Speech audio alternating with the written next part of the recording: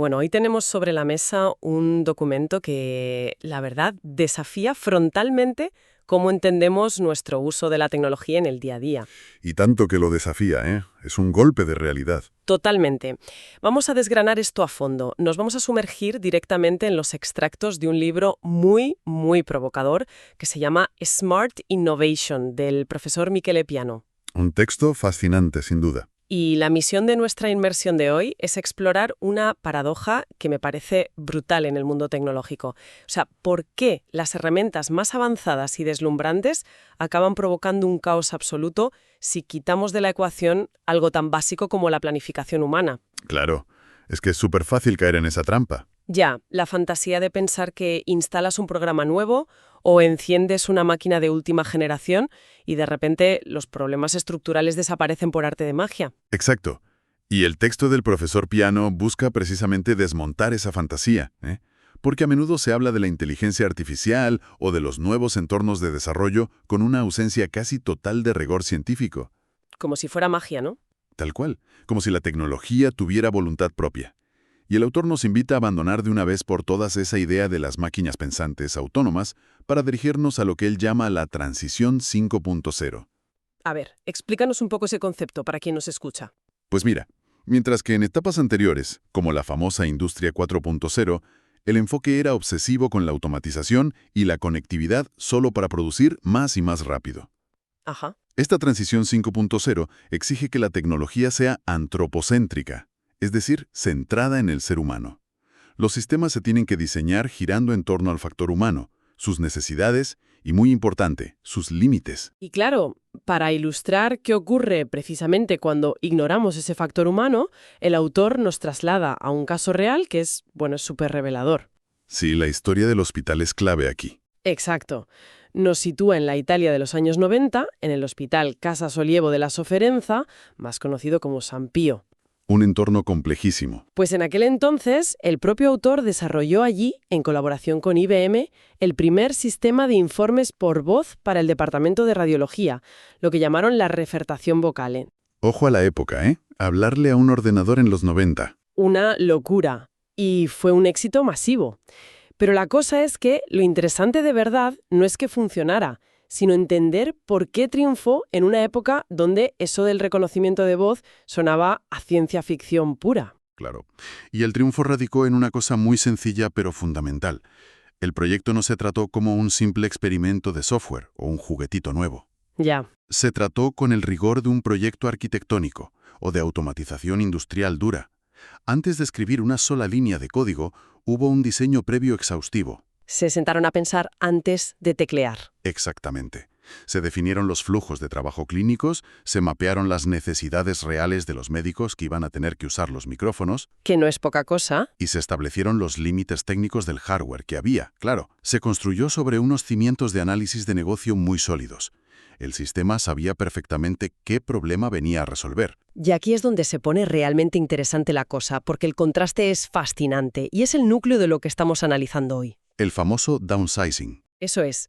Tras ese éxito inicial brutal, hubo una segunda fase. El autor le confió a un grupo de jóvenes recién licenciados la tarea de desarrollar un downsizing del sistema. Reducirlo y adaptarlo. Básicamente, tenían que coger esa infraestructura original y hacer que funcionara en otras áreas de los laboratorios del hospital. Y ojo, contaban con herramientas más modernas y con el camino ya medio hecho. Sí, lo tenían todo a favor, sobre el papel. ¿Y qué pasó? Pues que el resultado fue un fracaso, pero estrepitoso, un desastre absoluto. Totalmente. El autor detalla cómo el sistema resultante era súper inestable, defectuoso, que requería un mantenimiento continuo y agotador solo para que no colapsara en mitad de la jornada de los médicos. Un follón tremendo. Un follón. Y la causa de este desastre ilustra un concepto clave de todo el libro, que es la simplificación derivada de la improvisación. O sea, que el problema no fueron los ordenadores, sino la falta de método, ¿no? Tal cual. Al tener herramientas más accesibles y modernas, estos jóvenes sintieron que podían saltarse todo el análisis previo, carecían de las bases más elementales de diseño.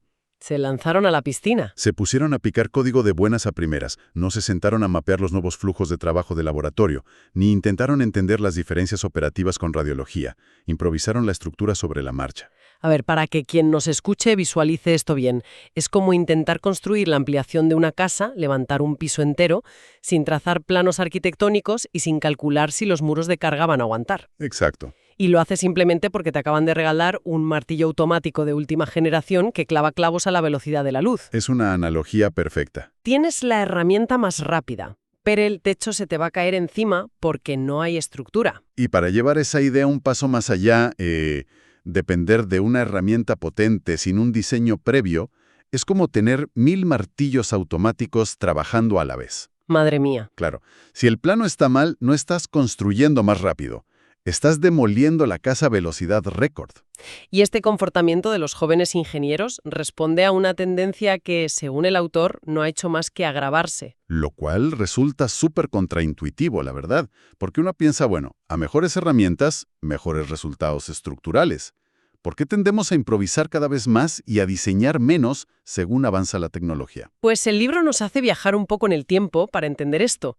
El autor cuenta una anécdota de sus inicios.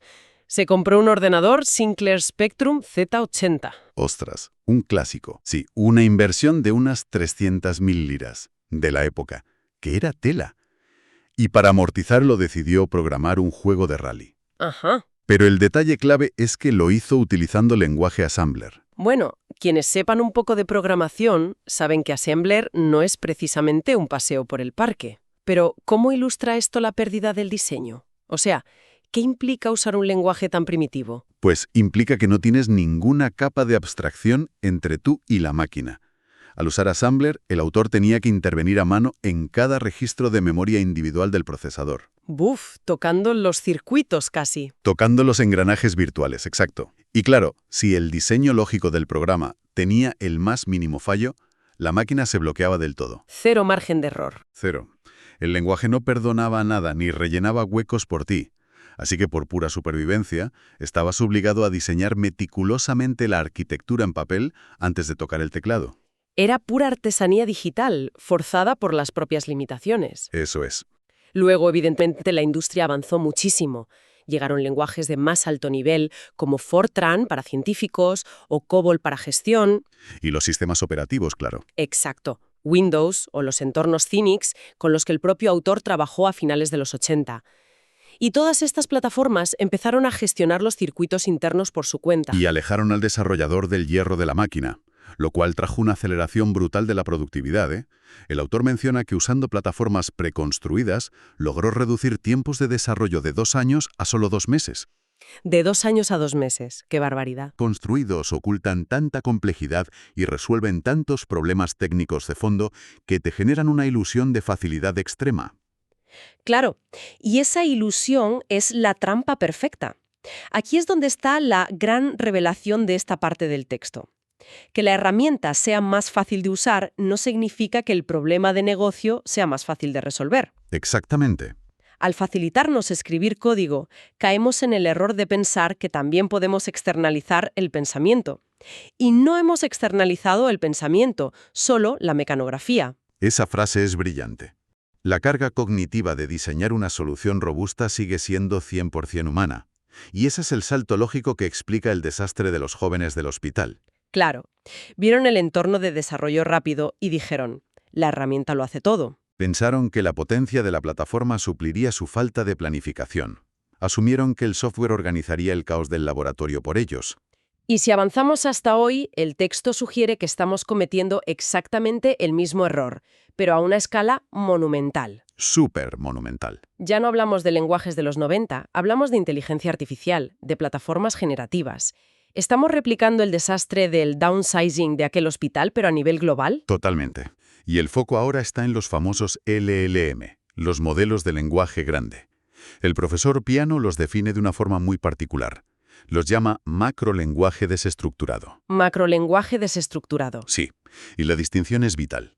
Un programa tradicional sigue una lógica estructurada y determinista, pero un LLM es probabilístico. No sigue un camino rígido, genera respuestas basándose en patrones estadísticos inmensos. Ya. Por su propia naturaleza carece de una estructura lógica interna dirigida a un objetivo concreto. O sea que si le lanzamos un problema súper complejo a un modelo generativo esperando que nos devuelva un sistema perfecto de la nada, Estamos cayendo en la misma pereza mental que hundió el proyecto del laboratorio. es que gobernar toda esa potencia desestructurada requiere justo lo que les faltó a aquellos chicos, competencias analíticas previas muy sólidas. Un modelo de negocio, en el fondo. Para que la IA produzca algo útil y seguro, el humano tiene que formular las instrucciones correctas. Tienes que establecer los límites, las reglas del juego. Crear un buen prompt, vaya. Exacto.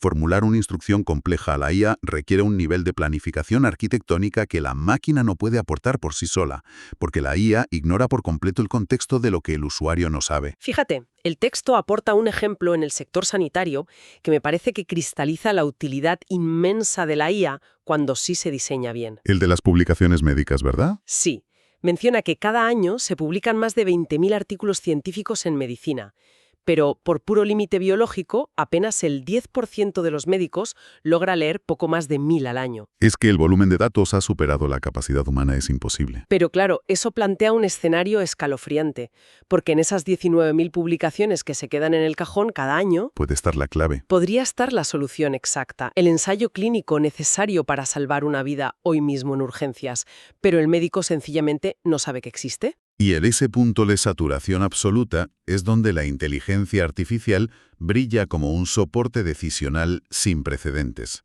Un LLM puede analizar y cruzar esos miles de artículos ignorados en segundos, Localizar el patrón. localizar el patrón exacto que conecta un síntoma raro con un estudio recién publicado en la otra punta del mundo. Pero, ojo, la responsabilidad de formular la pregunta, De guiar a la herramienta. eso es, de guiarla para que busque ese patrón, en lugar de ponerse a alucinar datos, sigue recayendo en el profesional humano. Pero a ver, detengámonos en los requisitos para diseñar estos sistemas que van a procesar toda la información del mundo.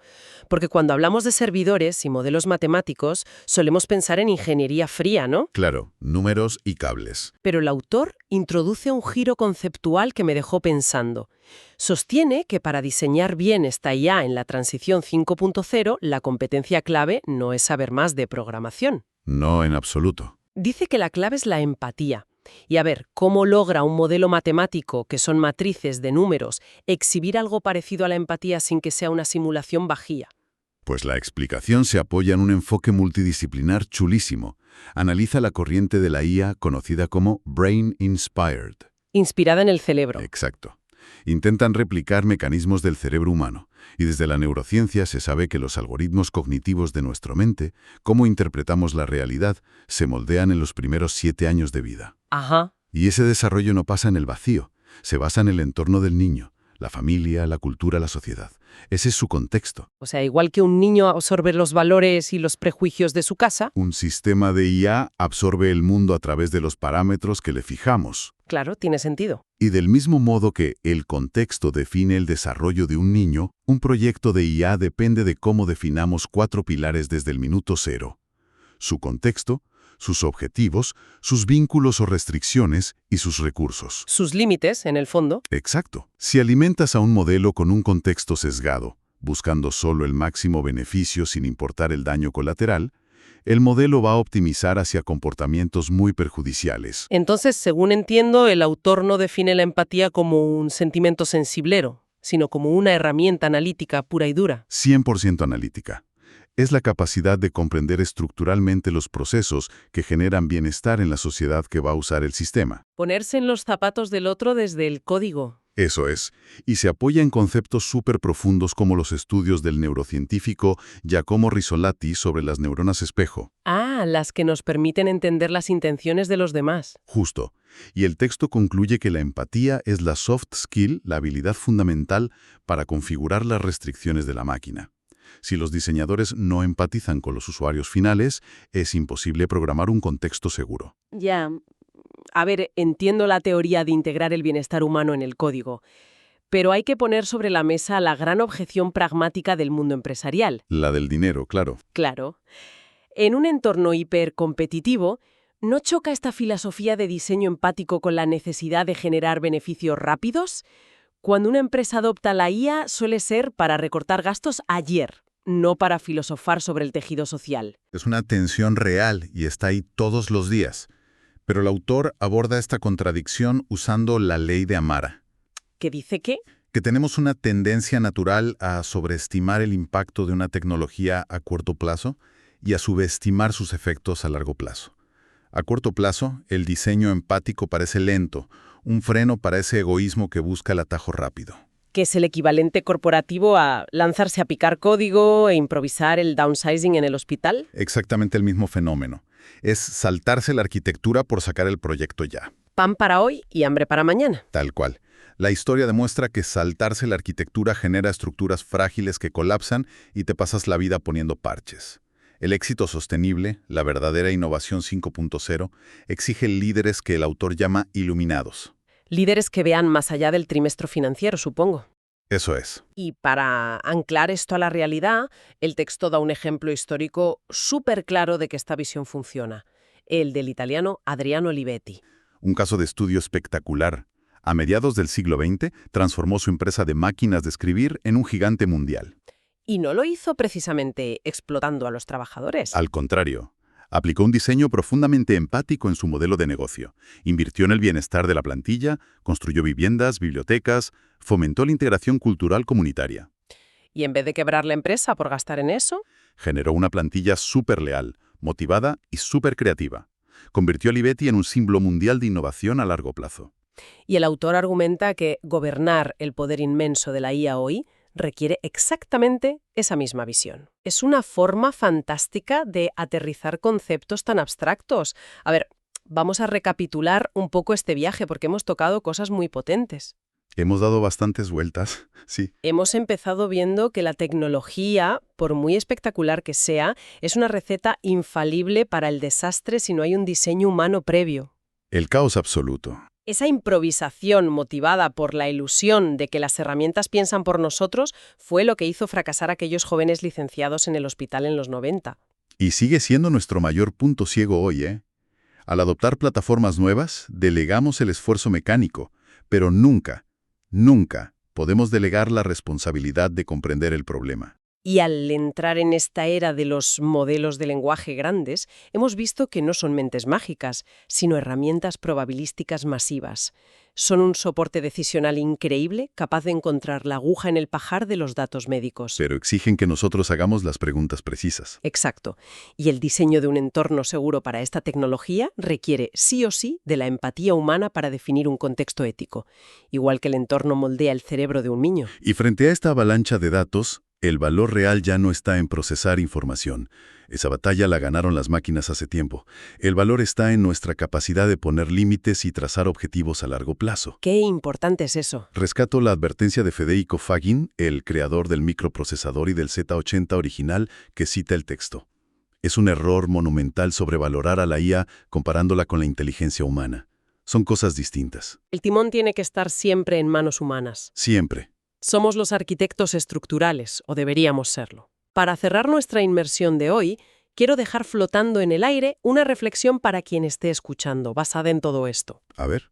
Si en nuestro día a día estamos abrazando plataformas donde delegamos cada vez más la creación de estructuras a la propia IA, si nos dejamos deslumbrar por la rapidez de las respuestas, sin exigir desde el minuto cero unas bases de diseño empático y riguroso, Es un riesgo gigante. la pregunta es, ¿no estamos convirtiendo a toda la sociedad moderna en ese experimento caótico de downsizing del hospital? ¿Estamos quizás esperando pasivamente a que nuestros sistemas colapsen, exigiendo parches a la desesperada, para darnos cuenta, por fin, de que absolutamente nadie se molestó en trazar los planos antes de empezar a construir? Ahí lo dejo.